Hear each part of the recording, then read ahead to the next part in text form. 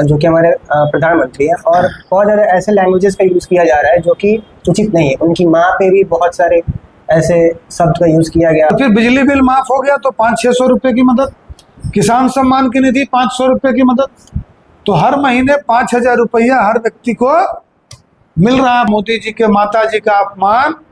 2015 में आपने स्विच किया आरजेडी से।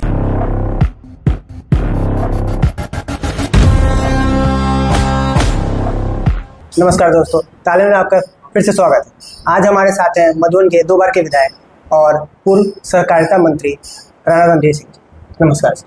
नमस्कार। जो 2015 में आपने स्विच किया आरजेडी से, तो दोनों पार्टी बहुत ज़्यादा अलग है। आप बीजेपी में जाके कैसे अडेप्ट कर पाए? तो ये ठीक बात है कि मैं चुनाव लड़ा हूँ आरजेडी से, और आरजेडी का मैं 2005 में विधायक भी बना, ये ठीक बात है। लेकिन जब आपने चर्चा की है कि क्या अंतर है, अंतर तो है, कार्यशैली में अंतर है, अप्रोच में अंतर है। भारतीय जनता पार्टी व्यक्ति निर्माण, समाज निर्माण और राष्ट्र निर्माण की चिंता करती है। बाकी पार्टियों में उस प्रकार का स्ट्रक्चर नहीं। सर, आरजेडी में इस पार्टी को जितना जनसमर्थन था और जिस प्रकार से 15 वर्षों का शासन हुआ आरजेडी का, पार्टी को विस्तार करना चाहिए था, पार्टी को यूथ के बीच जाना चाहिए था। पार्टी गई नहीं, और उसके कारण जो है पार्टी एक तरह से वो वोट समीकरण मैनेज करने में ही रह गई, और आज केवल वो वोट समीकरण मैनेज करने वाली पार्टी होकर रह गई। उनका एमवाई का वोट है, तो वो तुष्टीकरण के कार्यों में और समीकरण बनाने वाले लोग ज़्यादा हो गए, इसलिए उनके पार्टी का उतना विस्तार नहीं हुआ। और मुझे नहीं लगता कि एक समय में आरजेडी राष्ट्रीय पार्टी हुआ करती थी, लेकिन आज मुझे नहीं लगता कि उनका राष्ट्रीय पार्टी का दर्जा बरकरार है, क्योंकि वो किन प्रकार सत्ता मिल जाए, और सत्ता मिलने के बाद देखिए जिम्मेवारी और बढ़ती, तो उसके बाद का प्लान उनके पास नहीं।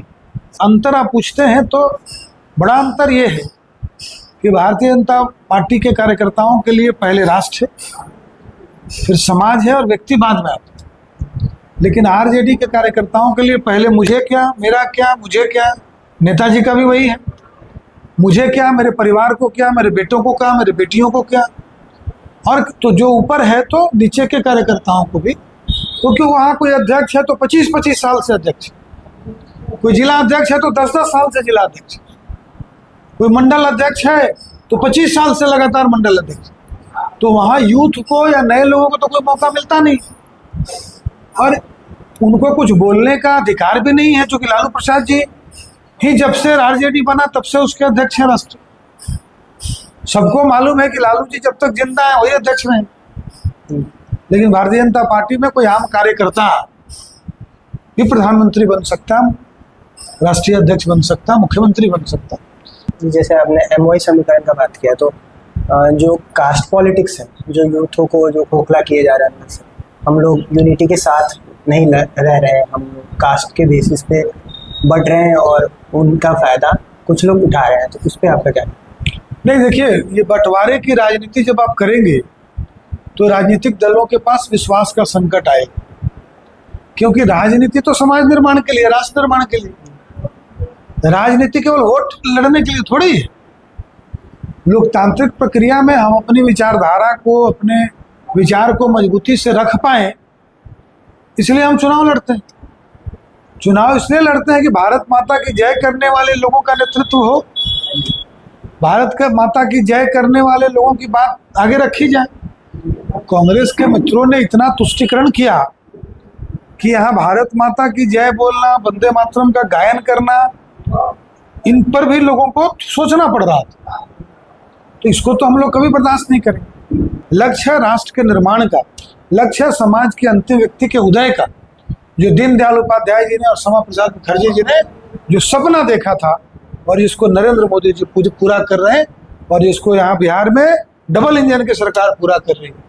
महिलाओं को आरक्षण 50%, पंचायती राज व्यवस्था में, नगर निकाय में जीविका के माध्यम से 2 करोड़ महिलाओं को सशक्त बनाना, महिलाओं का 11 लाख से ज़्यादा समूह बनाना, शहर के महिलाओं का समूह बनाना, उनके लिए रोजगार के नए अवसर पैदा करना, और अब तो उनको रोजगार के लिए 10-10 हजार रुपया सरकार देने जा रही, नई योजना लेकर आए।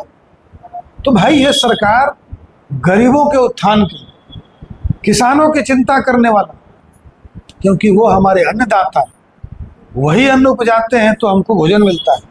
और इसलिए कहा जाता है कि तेरे शहर का पेट मेरी गांव की मिट्टी से पलता है, तेरे शहर का पेट मेरी गांव की मिट्टी से पलता है, गौरतलब रहे कि देश अपना गांव में बसता है। तो हम सब इस विचारधारा के साथ आगे बढ़ रहे हैं। जी, जैसे आपने अभी कहा 10,000 रुपया जो महिलाओं को दिया जा रहा है, तो क्या ये काफ़ी होगा? क्या हर महिला 10,000 से आगे बढ़ पाएंगी? और 2 लाख तक जो बाद में बोला जा रहा है 6 महीना बाद आपका देखा जाएगा, उस हिसाब से आपको 2 लाख तक की धनराशि दी जाएगी। देखिए, ये 10,000 रुपया नहीं है, ये महिलाओं के आत्मविश्वास को बढ़ाने के लिए उनको आर्थिक सशक्तिकरण में मदद दिया जा रहा है।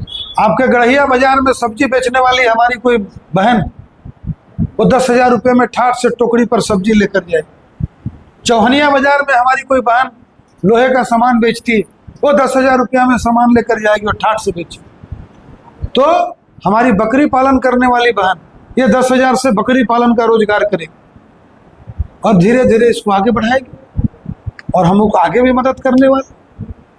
तो ये तो, और फिर आप सोचिए हमारी उस माँ के बारे में जिसको 1,100 रुपया पेंशन, उसके पति को 1,100 पेंशन, 2,200, ये 10,000 रुपया की मदद आप जोड़ते जाइए। और फिर बिजली बिल माफ हो गया तो 500-600 रुपये की मदद, किसान सम्मान की निधि 500 रुपये की मदद, तो हर महीने 5,000 रुपया हर व्यक्ति को मिल रहा है। आप जोड़ के इसको समझाइएगा, बताइए।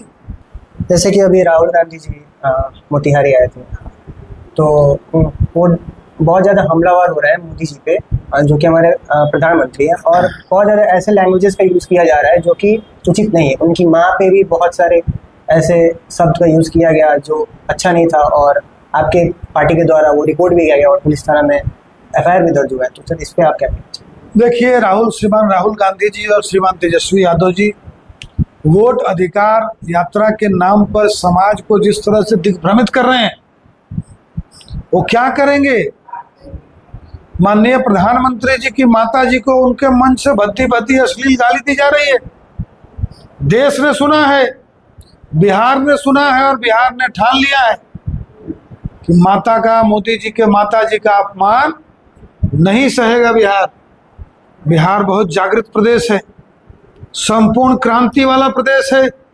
ये दोनों वंशवाद के प्रतीक नेताओं को बिहार की जागरूक जनता, बिहार की महान मतदाता उखाड़ फेंकने का काम करे, और ये हो के रहेगा बिहार। जिस प्रकार से समाज कभी अपने माताओं को गाली नहीं सुनवा सकता, सनातन संस्कृति, भगवान राम, भगवान कृष्ण, आचार्य चाणक्य के देश में, आचार्य चाणक्य की धरती पर किसी माता का अपमान, और कैसी माता जिसने नरेंद्र मोदी जैसा रतन दिया, जो देश सेवा में निरंतर लगा हुआ, और ऐसी माता जो स्वर्गवासी हो। हमारे हिंदू समाज में, सनातन समाज में स्वर्गवासी माता को देवतुल्य माना जाता है, उसकी पूजा की जाती। तो ये समाज, बिहारी समाज, बिहार की जागरूक जनता, बिहार की महिलाएं अपना अपमान बर्दाश्त नहीं करेंगे। और मैं तो कहता हूं कि कांग्रेस और राजद के मित्रों को किसी महिला से वोट मांगने का अधिकार उन्होंने खो दिया।